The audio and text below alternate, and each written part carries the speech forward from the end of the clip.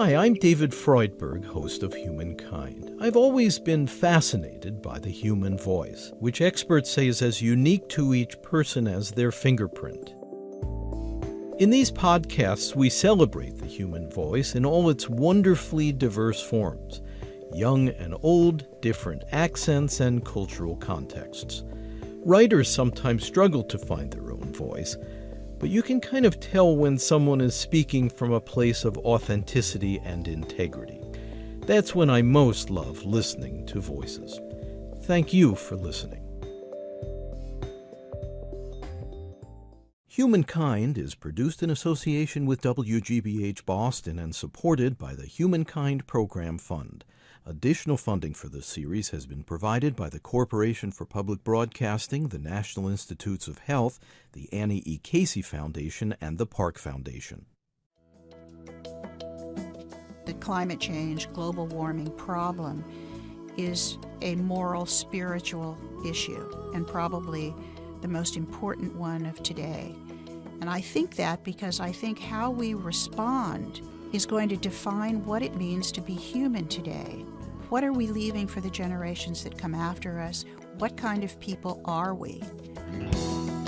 Widely varying religious congregations respond to the specter of global climate change. You're listening to Humankind. I'm David Freudberg.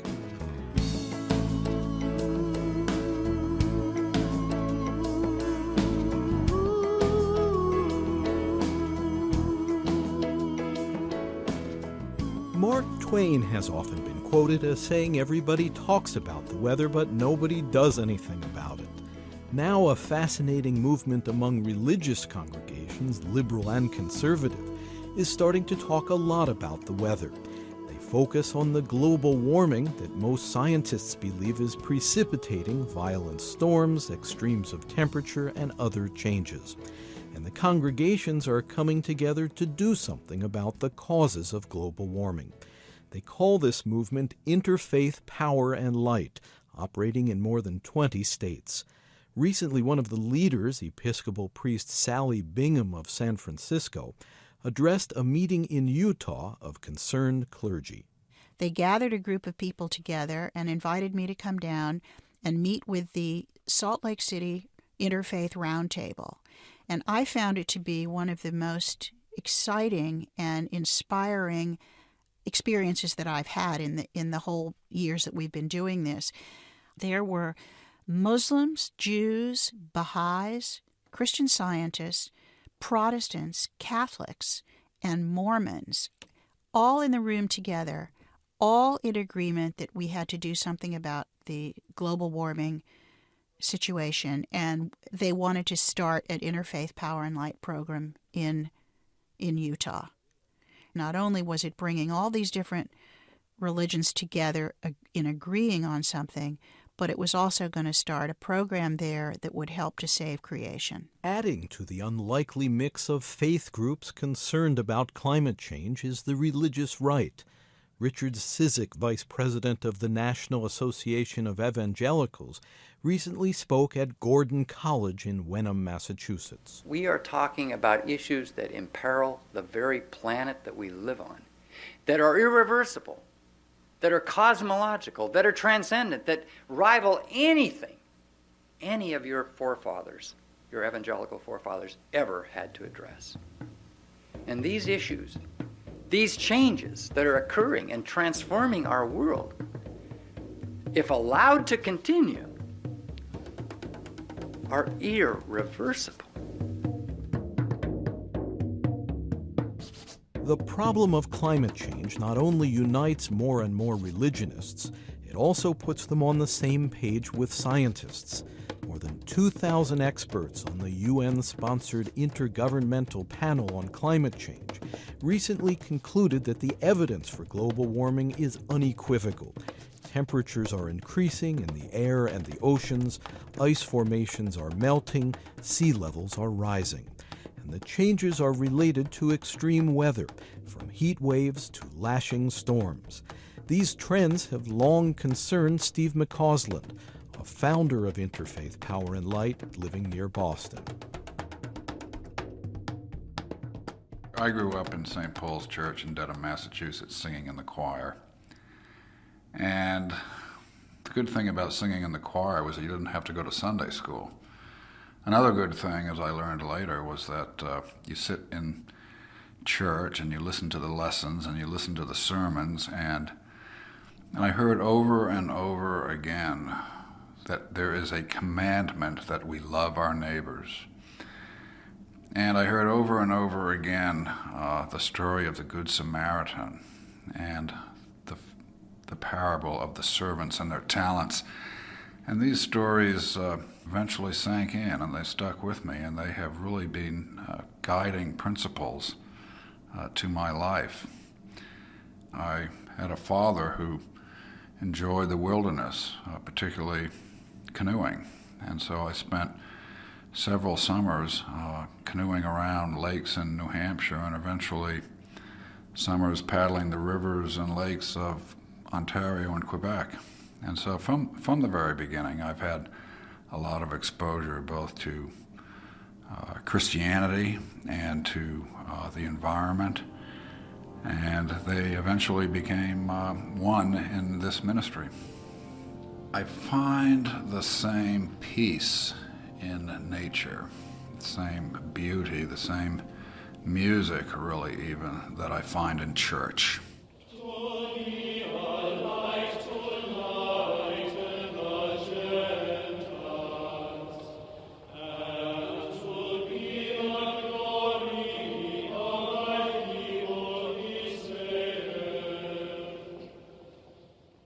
The choir at Grace Cathedral in San Francisco. Reverend Sally Bingham serves there under the unusual title of environmental minister.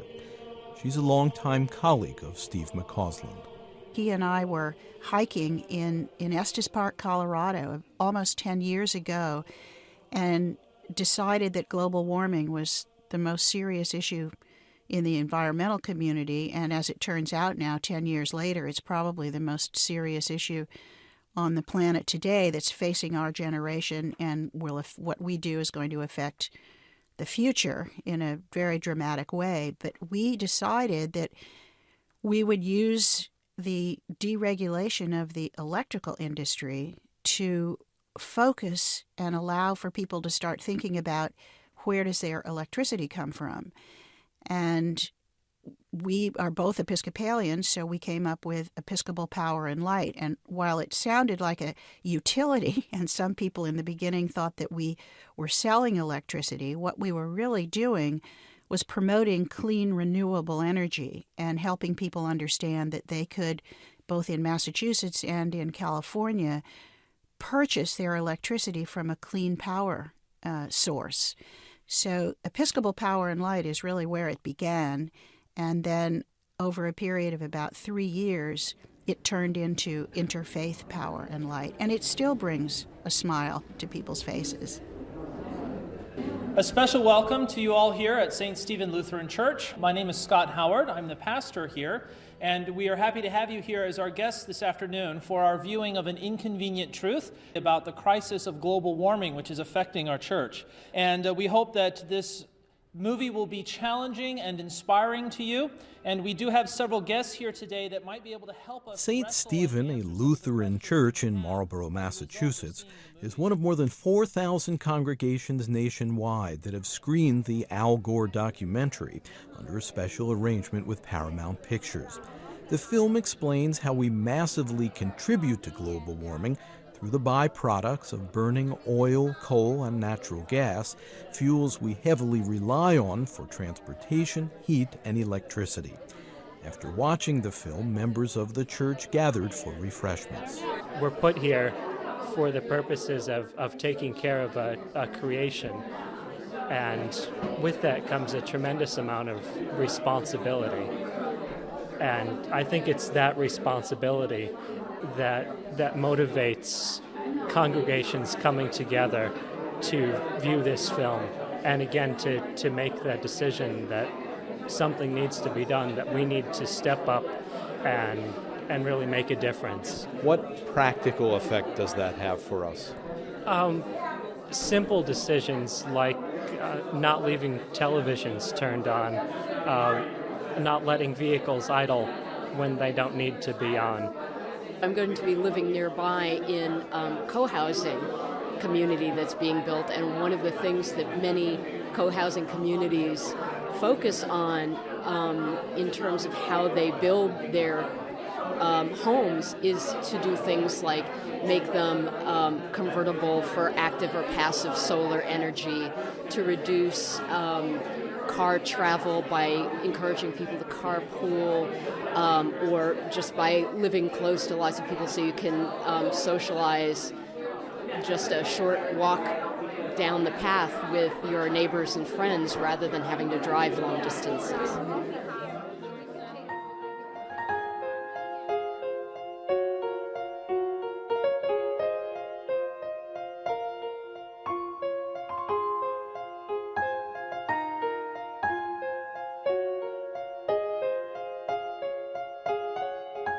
Steve MacAusland of Interfaith Power and Light.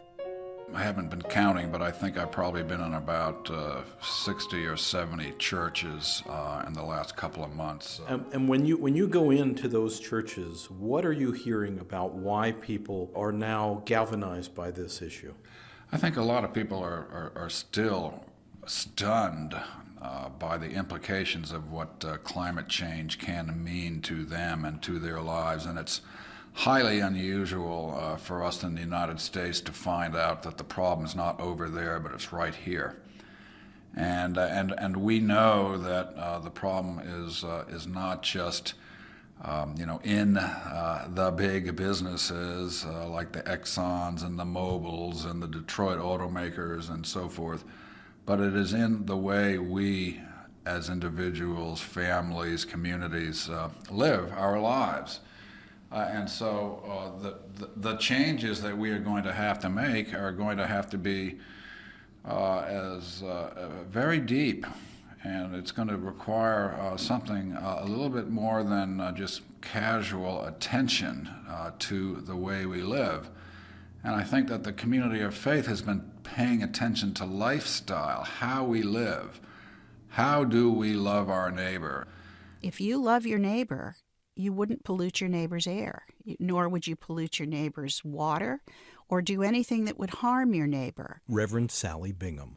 And once you begin to understand this problem of the climate changing and global warming, you realize that it's the poor people in poor nations that are going to have the disproportionate and worst effects happening to them, and they'll also happen sooner than they happen in the industrialized countries. And every major tradition, not only does it call for good stewardship of creation, but it calls for service to the poor. And if we pay attention to the fact that it's the poor people that will suffer the most when the storms are more severe, when the seas rise, when crops are disrupted, when disease comes from mosquitoes that haven't died in the winter because it didn't get cold enough. And these are the kinds of things that not only are they destroying creation, they're hurting poor communities. And we have a responsibility as people of faith to protect creation and to care for the poor. Obviously, an environmental effect will have an impact upon the entire population. Why do you think people who are poor will disproportionately feel the sting of that? Well, it's the poor nations in the underdeveloped countries or in the developing countries where they see the quickest and most devastating effects of the rising seas. There's a little island out in the South Pacific called Tuvalu, and it is going underwater. Its population has asked for refuge and a place to live in Australia. And in Bangladesh, as the seas rise, it's the people that live on the coast in the poor fishing communities that will be affected. If you take seriously the scientific evidence that the storms are more severe now, and then you look at what happened in New Orleans, we saw all over the television sets what was happening to the poor communities in New Orleans. Now, those wealthier people, some of them have second homes, some of them could get into their big cars and drive out of town, but the poor communities had no place to go and no way to be saved from these devastating storms. You're listening to Humankind. I'm David Freudberg. For more information on this segment, Green Congregations, check our website, humanmedia.org.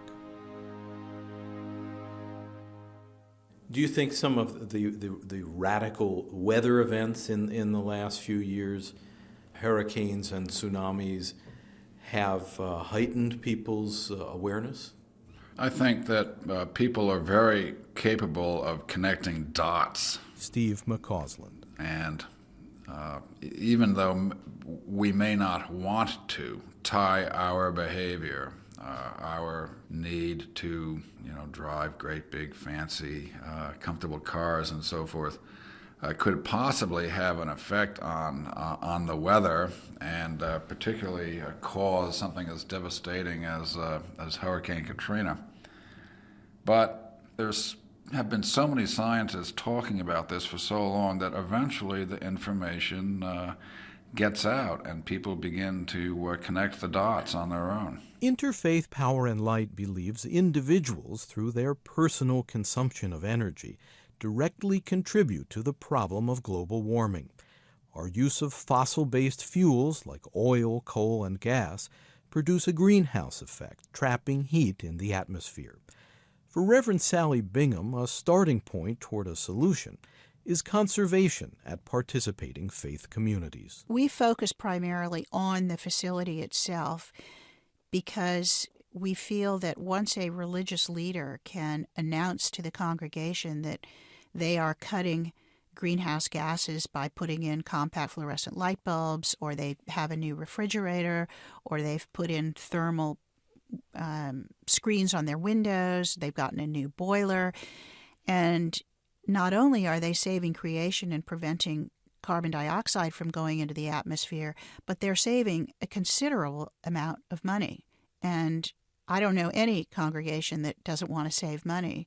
So when the religious leader can announce to the congregation that they're saving on their energy bill by doing this, this, and this, we hope that that message will translate into people doing it in their own homes.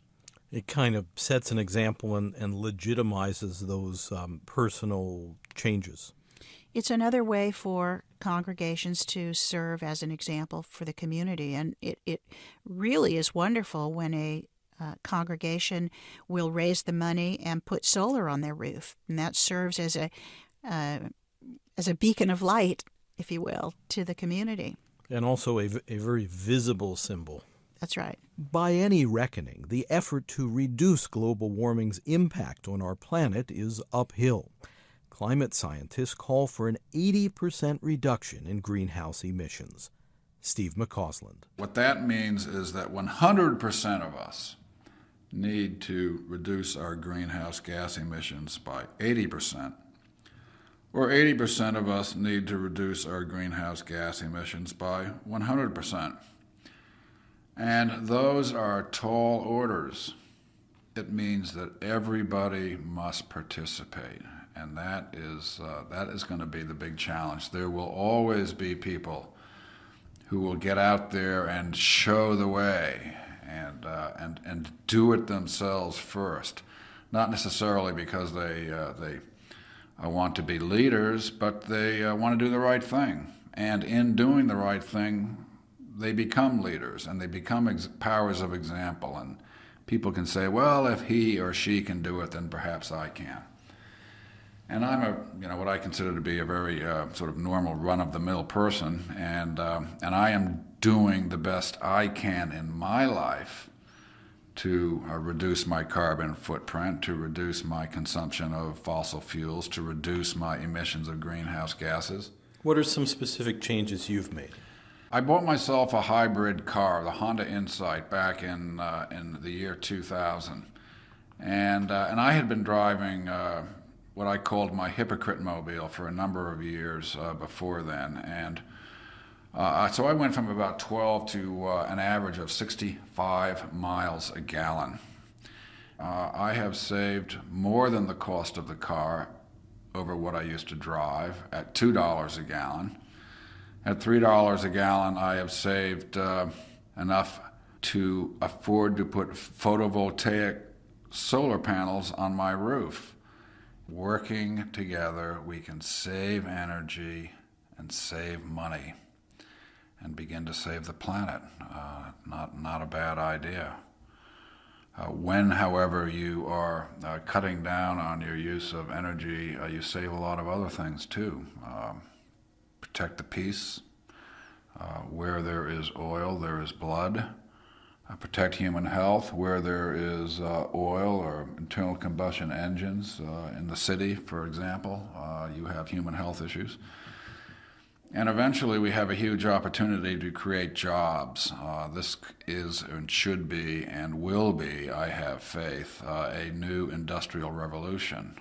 And lots of new jobs will be created, and we, as members of the community of faith, acting together, will begin to have enough say in the marketplace that we'll have some influence as to where the jobs go and who gets them. That's justice.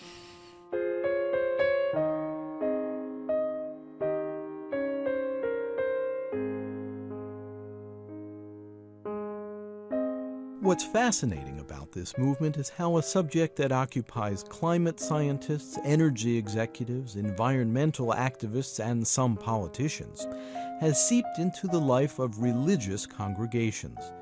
Faith leaders increasingly see the dangers of climate change as a challenge not just to our physical environment, but also to the human spirit. Sally Bingham of Grace Cathedral in San Francisco. Throughout Scripture, not only are humans called to treat each other with dignity, to serve one another, but to also look after what God gave us to sustain ourselves. And we were given what I like to call free ecosystem services. I mean, God was looking after us with our clean water, clean air, rivers and streams, and all of these interconnected systems that work to keep not only keeping the ecosystem itself healthy, but to keep human beings healthy. And the minute we start upsetting those systems, it's like a domino effect. I mean, if we dam a river, it has effect on whatever is below the dam. And that seems to me true of everything. When you start upsetting those ecosystems, which we were given, we are causing enormous and, in some cases, damage that we don't even know we're causing until it's too late. So why do you think we have taken this path that seems so fraught with peril both in the present and the near future? In America, people seem to have accepted the notion that one's self-worth is wrapped up in how much they own or how many things they have, and rather than have a big heart and a big spirit and a kind and compassionate mind, we seem to feel that we're not important unless we have a great big house and a great big car, and that somehow our self-worth is wrapped up in things rather than behavior. And I think it's a notion that has gotten out of hand. And I think that where religion can play an important role in changing this is that as soon as we can make, back to this word stewardship, as soon as we can make the connection that people's behavior, every single one of your behaviors, of my behaviors, affects another person now. There's so many of us on the planet. Everything that we do, whether it's the coffee we drink, the clothes we wear, the cars we drive, the electricity we use, it all affects another person. And if the religious community can emphasize from the pulpit in all different denominations that your behavior counts, you matter. You matter to your neighbors, you matter to God, and your behaviors matter. And for me, it's a it's a matter of raising consciousness. So many people whom I know really would rather not believe in some of the doomsday forecasting of some of the climate scientists. Steve MacAusland. But climate scientists for a number of years have been talking about bigger and more ferocious and more frequent hurricanes, storms, typhoons, depending on what part of the world you're in. It is all coming to be, as the climatologists and their computer models have suggested that they probably would.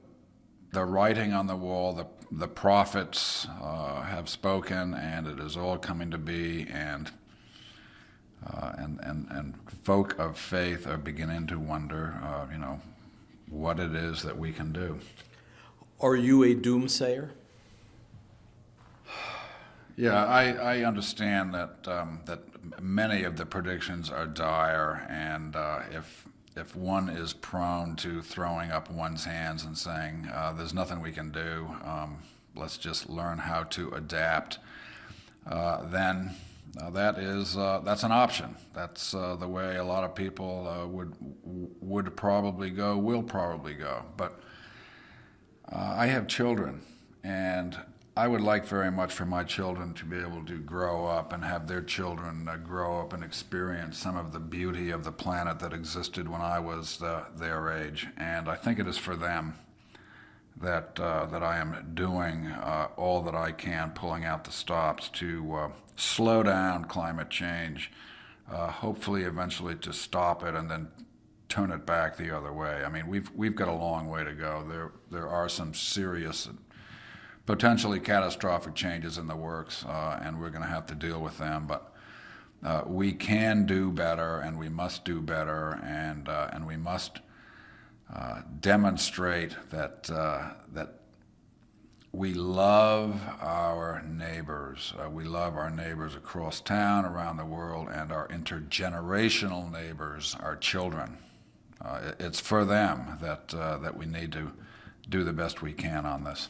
I try not to focus on the downside, but to focus on the fact that I have personal responsibility for my behavior and to answer to God's call to be a good steward of creation and to serve the poor. So I'm going to be focusing my behavior and my life on what I can do to alleviate this problem. And I like to feel that we can do this, that when people learned that, when enough people learned that smoking could kill you or give you cancer, we changed, people stopped smoking. And I believe that at this point, the message about global warming has reached enough people that we are going to make the changes we need to make. Reverend Sally Bingham of the Interfaith Power and Light campaign, organized by the Regeneration Project in San Francisco.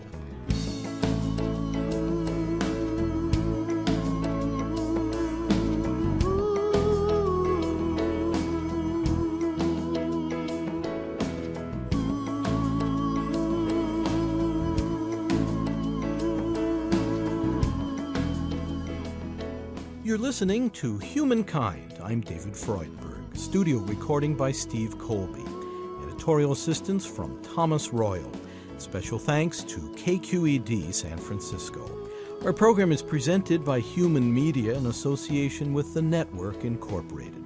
Program development and support provided by Shart Media. To purchase a CD copy of this program, please call 1-800-5-LISTEN. That's 1-800-5-LISTEN. Or visit our website, where you can also obtain an audio download of this and our other programs and can hear selected episodes free. You can access free written materials related to this program as well. Our web address is humanmedia.org. That's humanmedia.org. Again, if you'd like to purchase a CD copy of Humankind by phone, please call 1-800-5-LISTEN, and our web address is humanmedia.org. This segment, Green Congregations, is Humankind program number 113.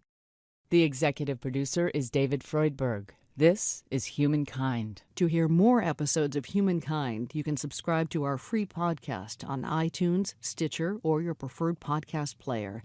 A new episode each week. The podcast title is Humankind on Public Radio. And if you enjoy this program, be sure to leave us a kind review at iTunes and Stitcher. If you want to support the program, please visit humanmedia.org. And at the top of the homepage, click on How You Can Help. Again, our web address is humanmedia.org. Thanks.